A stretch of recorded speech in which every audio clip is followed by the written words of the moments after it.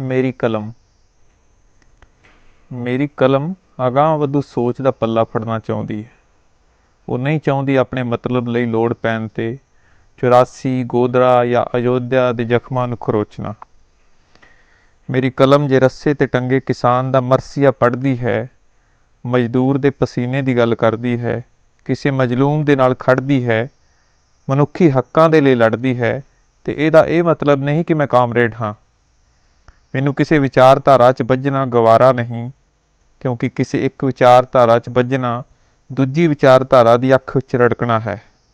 ਮੈਂ ਡਰਦਾ ਨਹੀਂ ਕਿਸੇ ਦੀ ਅੱਖ 'ਚ ਰੜਕਣ ਤੋਂ, ਪਰ ਡਰਦਾ ਹਾਂ ਕਿ ਕਦੇ ਕਦੇ ਵਿਚਾਰਧਾਰਾ ਦੀ ਆਪਸੀ ਲੜਾਈ ਵਿੱਚ ਵਿਚਾਰ ਮਰ ਜਾਂਦਾ ਹੈ।